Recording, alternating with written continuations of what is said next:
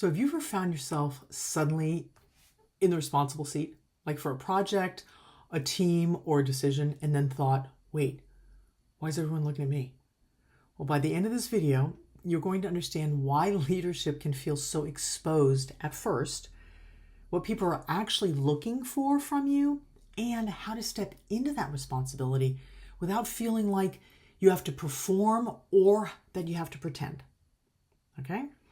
Hi, I'm Leezá Steinorf. I work with Fortune 500 companies, state and local governments, and leaders across industries, helping people navigate communication and leadership, conflict with clarity and with confidence.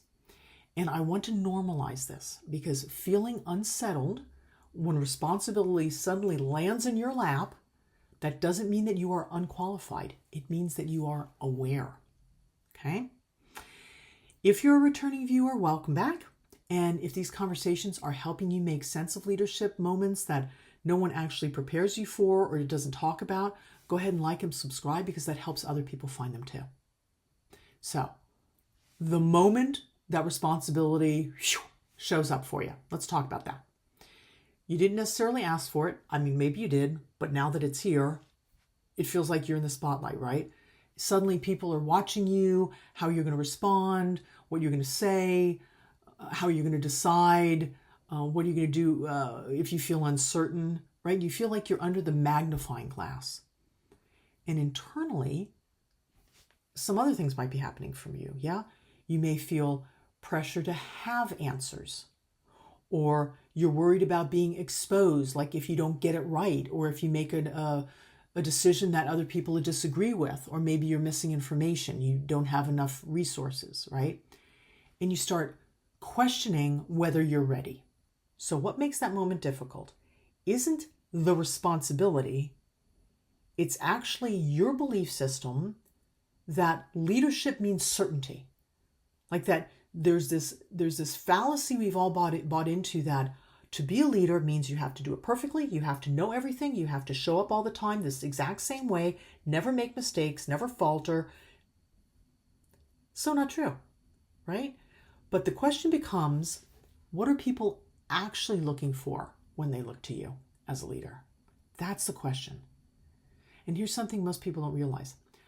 When people look to you, when you're in a leadership position, they are not looking for perfection. They're looking for orientation. They're looking for direction. You're a way shower.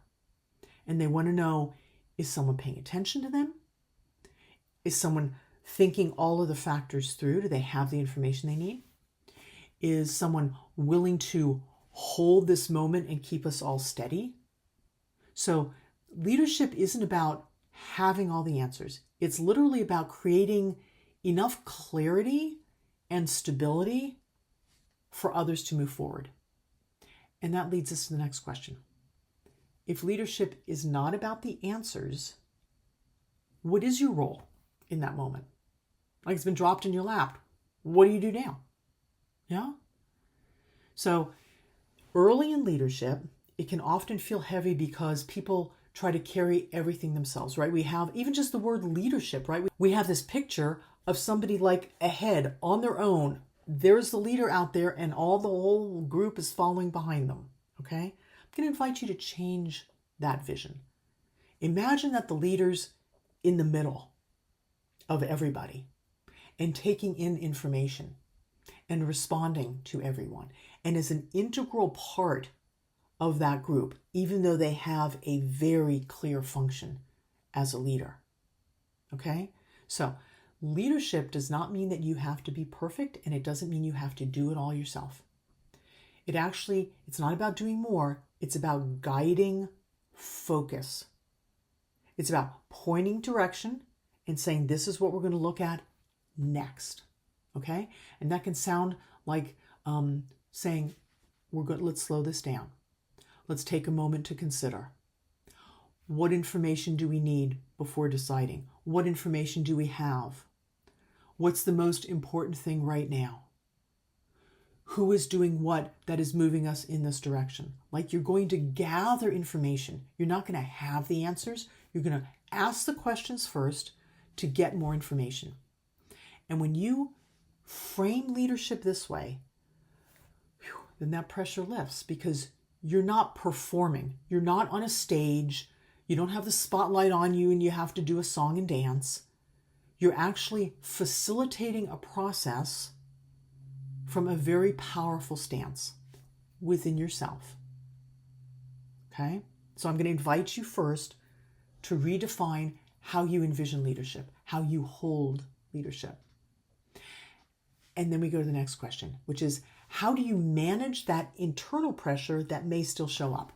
Okay? Because we're not perfect and we've been trained in this mentality of leadership has to be, that, as I said, that person out in front doing it all right. So when responsibility becomes visible, when it is handed to you very intentionally, then your self-awareness increases, but so can your self-criticism. And if you've listened to me at all, I speak a lot about non-judgment. I have a program, The Genius of Non-Judgment. It's really powerful, and it's very important that you groom fairness with yourself. Fairness. That you stay fact-based. You recognize your difficulties, your challenges, the things you wish you would have done better, but you don't let that drive you, okay? You stay centered within yourself. You are your own author. And from that place, you take your decisions and you make your actions. So the key is noticing the pressure within you, noticing those comments, noticing the criticism, but not letting them drive you, not letting that be the prominent voice of who you are and what you're doing next. You do not need to prove yourself, not at all, and certainly not in every moment. You do not need to rush your decisions so that people think you are confident. Take your time. Consider the information. Talk to people. Utilize your resources before you make your decisions. And you do not need to either shrink and feel small, nor do you need to overcompensate like some people do and just be like, oh, I got it all together. Neither one. You stay grounded. Yeah? And grounded leadership is steady. It's not rushed. It's not judgmental. It's not brash. You are curious. You ask questions. You want to know. You remain open, but you are not defensive. You can also answer questions if people have them. So you remain present, and that's very different from trying to be perfect. So when we are leading, we are present to ourselves in our own authorship, and we engage with others from that place. And that leads us to the next question. What changes when you allow leadership to be a practice like that and not performance? It's huge. It's a whole world of difference. Because leadership is not something that you suddenly become. You grow into leadership. You curate yourself as a leader. You make choices from a place of centeredness within yourself, which is leadership. You do it moment by moment, literally decision by decision, conversation by conversation. You can lead whether you're in that role or you're not in that role. So each time that you pause instead of being reactive and panicking, each time that you actually ask a question instead of assuming, even if it looks that way, say, just want to clarify, have I understood that? XYZ. Or can you help me understand why is this way? Okay? And it's each time that you respond to a situation or to a question instead of reacting. Reacting is knee-jerk. It's not considered. A response is considered. You've taken in information. You've given it time to percolate. And then you respond. And those moments, that way of being in the world, that compounds. And over time, people stop looking at you because you're in charge, but they start looking to you because you're steady, you're grounded, you're consistent. And that goes so far to being trusted. And that's really the foundation of leadership, honestly, in any industry. Okay, so let me bring all this together. If you're suddenly put in charge, and whether you asked for it or not, but there you are, you're in the leader's position, and you feel exposed, you feel like people are looking at you, you're unsure, it does not mean that you're not ready at all. It just means that you've now stepped into a situation where you are visible. People see you, and that's fine. So leadership is not about being certain. It's about orientation, right? Remember I said a guided orientation. You're going to orient first yourself in the circumstances, in the group, in the project or the team that you're leading. And when you have that orientation, you then gather information. You reach out to resources. You consider all factors. And then you offer orientation to others. That's how you lead. That's how you guide. It's about holding space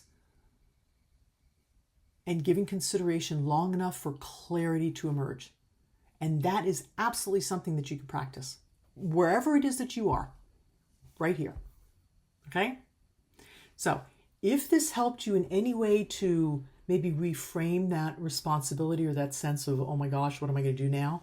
Go ahead and like and subscribe to the video.